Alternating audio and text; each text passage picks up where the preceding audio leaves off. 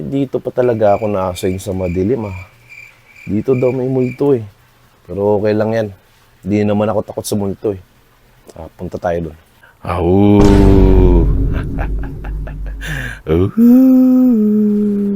Saan yun?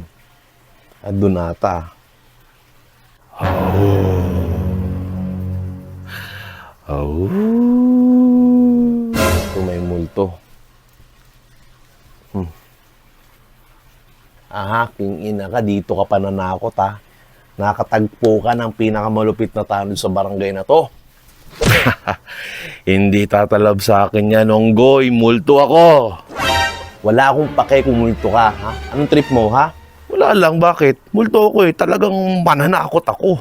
Mananakot, ha? Bakit? Ano mga pala mo sa pananakot, ha? Siyempre, piyesta ng patay ngayon eh. Ano ba naman yan? Trip-trip lang. Ano ka ba naman? Once a year lang to, boy. Piyesta ng patay ngayon, hindi piyesta ng multo. Dito ka pa talaga nanakot, ha? Ang damot mo naman. Di ka ba man lang mama mo? Once a year lang to. Tsaka, di ba dapat natatakot ka sa akin? Ako, matatakot. Si Sadako nga tumakbo sa akin eh.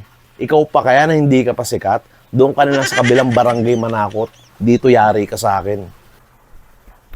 Eh kasi dito ako pinatay. Kaya inaabangan ko dito yung pumatay sa akin. Bakit dito ka pa nanakot, ha?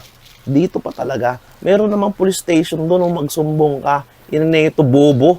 Paano kung may sakit sa puso yung tinatakot mo, di ba? Yung pinaprank mo pa. Kung hampasin kita na ito, wait, lalagyan ko ng holy water spray to. Hops. Ano yan? Anong gagawin mo? Yan, ito. Medyo masakit-sakit to, tiisin mo.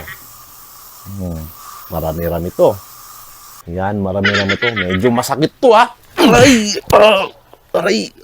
Sakit! O ano, masakit? Ha? Ang dumi-dumi pa dito sa binabantayan mong lugar, ha? Dito sa lugar mo. Ang dugyo to. Ang dumi, oh. Bakit? May walis ka ba dyan? Ang asar ka talaga, eh, no?